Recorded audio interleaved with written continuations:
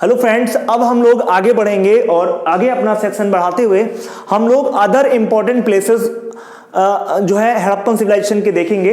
15 से 20 प्लेसेस देखेंगे जहां से क्वेश्चन आपके एग्जाम में पूछा जाता है। इसके पहले हमने 7 नगर जो मेन हड़प्पा सिविलाइजेशन के हैं उनको पढ़ लिया है और 7 जो प्लेसेस हैं उनमें हमने क्या पढ़ा, उनमें हमने जो है ढेर सारे जो 7 इंपॉर्टेंट प्लेसेस हैं, मोहनजोदड़ो, लोथल और हड़प्पा और आपका बोलो चहुंदड़ो, राखीगढ़ी, कालीबंगा, ये बनवाली, ये हमने 7 प्लेसेस पढ़े। 7 प्लेसेस से 90% क्वेश्चन आते हैं, लेकिन उसके अलावा जो अन्य प्लेसेस हैं वहां से भी क्वेश्चन पूछे जाते हैं और ये मोस्ट इंपॉर्टेंट पॉइंट्स हैं जो मैं आपको बताने जा रहा हूं। मैप के थ्रू चीजों को विजुलाइज करेंगे तो आसानी से समझ पाएंगे, बिकॉज रीजन क्या है, ये मोस्ट या हाईली फैक्चुअल चैप्टर है।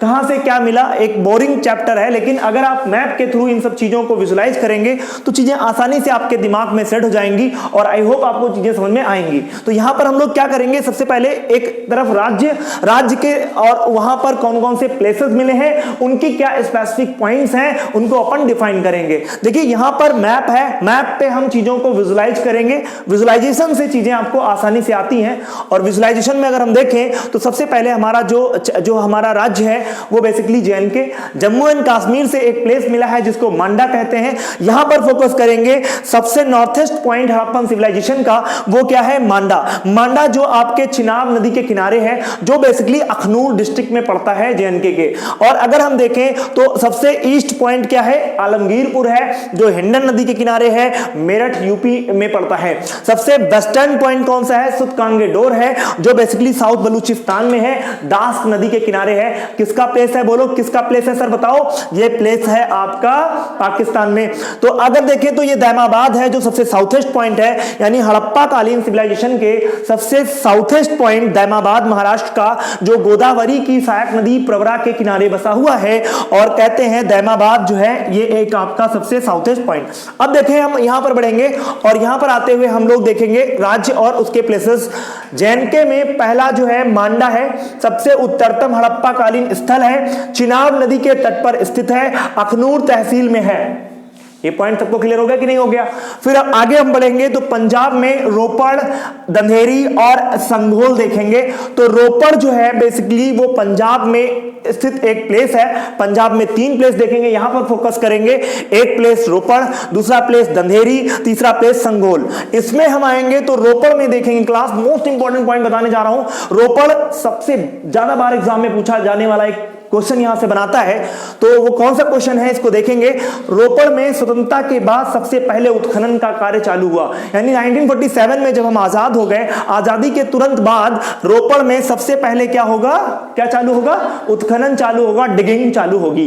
फिर उसके बाद देखेंगे रोपड़ का आधुनिक नाम, आज की डेट में रोपड़ को रूपनगर के नाम से जाना जाता है। क्लास ये पॉइंट बहुत इंपॉर्टेंट है, रूपनगर के नाम से किसको जाना जाता है, रोपड़ को जाना जाता है। फिर अगर हम देखें तो सतलज नदी के किनारे जो है कौन सा प्लेस है, रोपड़ प्लेस है। तो सतलज नदी के किनारे कौन सा प्लेस है, रोपड़ है।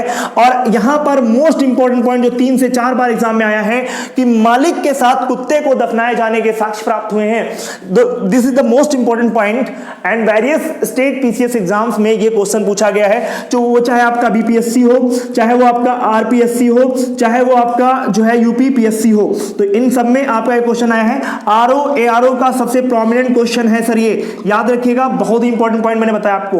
फिर दंधेरी की बात करें तो दंधेरी जो है वो परवर्ती हड़प्पा कालीन सभ्यता का काल है, मतलब काल में प्राप्त हुआ। ये परवर्ती हड़प्पा सभ्यता, जब हड़प्पा सभ्यता का डिवास्टेशन हो रहा था, पतन हो रहा था, उस समय ये प्लेस मिलता है। फिर देखें तो संघोल में एक इंपॉर्टेंट पॉइंट है, तांबे की 2 छेनियां प्राप्त हुई हैं, तांबे की 2 छेनियां प्राप्त हुई हैं क्लास, और वृत्ताकार अग्निकुंड के साक्ष्य मिले हैं, वृत्ताकार अग्निकुंड के साक्ष्य मिले हैं।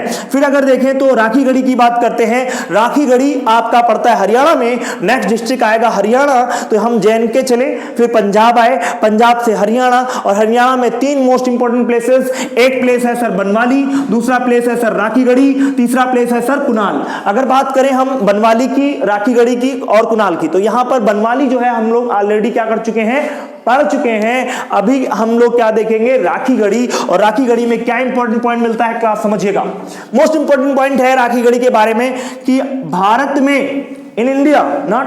देखिए हड़प्पाकालीन सभ्यता का फैलाव 3 देशों में है, एक आपका India, Afghanistan and also Pakistan. तो इन 3 देशों में भारत के अंदर अगर देखें तो जो 925 हमको क्या मिले हैं, जो है स्थल मिले हैं, उन स्थलों में कहते हैं कि भारत में हड़प्पाकालीन सभ्यता का सबसे बड़ा स्थल, biggest place on the base of area, it is the biggest place, है ना, ये सबसे बड़ा प्लेस है। और क्षेत्रफल में कहां पर, भारत में है, और ये बेसिकली हरियाणा के जींद डिस्ट्रिक्ट में पड़ता है।